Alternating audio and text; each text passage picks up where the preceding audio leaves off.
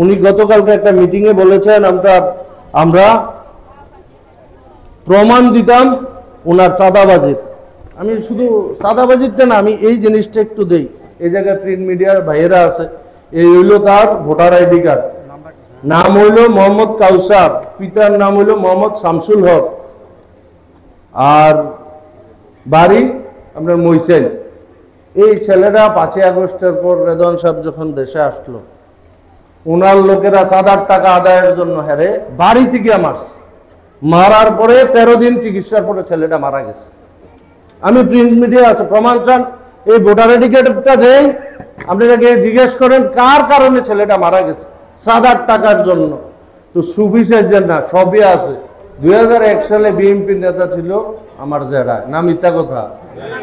তৎকালীন সময়ে কি ধরনের অত্যাচার হয়েছে এই থানার উপরে, অন্য মতাদর্শের লোকেদের উপরে, এটা তো কেউ তো আর আজানা না, না মিথ্যা কথা? না হিন্দু সম্প্রদায়ের উপর কম অত্যাচার হয়েছে? কিন্তু আমি হলফ করে বলতে পারি, এই 5ই আগস্টের পরে একটা পরিবার অন্য মতাদর্শের লোক, অন্য ধর্মের লোক যদি বলতে পারে কারো গায়ে ফুলের আঁচড় পড়ছে, আমি রাজনীতি থেকে ইস্তফা দিব। কিন্তু আমি ক্ষুদ্র মানুষ, আমি এদিকে মানুষ, আমি চেষ্টা করছি, করতেই পারছি জানি না। কিন্তু কথাটা কেন বললাম, যেটা আসার পরেই ওই দেই স্বর্গে গেলে ধান ভাঙ্গে, ওনার অবস্থা হই।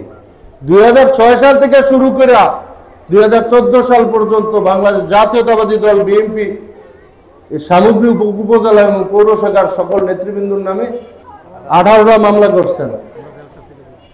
অনেক নেতৃবৃন্দ জেল খাটছেন। আবার ওই জিনিস আবার পুনরাবৃত্তি ঘটাইছেন 5ই আগস্টের পরে। 5ই আগস্টের পরে উনি 60টা মামলা করছেন। হইলে নর্মাল মামলা হইলে বুঝতাম, সব মার্ডার মামলা।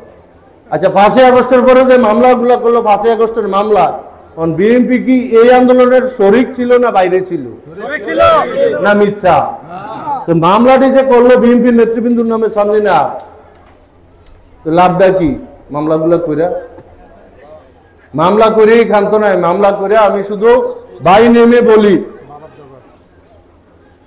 আপনার মাইজকের ইউনিয়নের আমাদের যুগ্ম আহ্বায়ক গাজী মোহাম্মদ হানিফ, মোটামুটি এই এলাকার সবাই চিনে হেরে বাগিনা হিসাবে।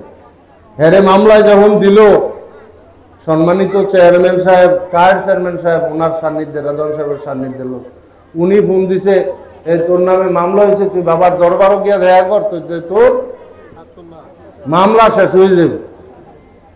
মামলা দিলে দেন, না দিলে নাই, তুললে না তুললে না, আমি যাইতাম না। তো আমি কেন বললাম, এমনি আমাদের পোস্টেড নেতৃবৃন্দুর অনেক মামলায় উনি জর্জরিত করছে। বিএনপির ভাইদের যে ধরনের অত্যাচার করছেন, এখনো আপনি চান্দিনার জনগণের কাছে ক্ষমা চান। যদি তারা ক্ষমা করে, তাইলে আপনি নির্বাচনে অংশগ্রহণ করেন। কারণ আপনি কিন্তু অলরেডি 2বার কিন্তু আপনার জামানত ছিল না।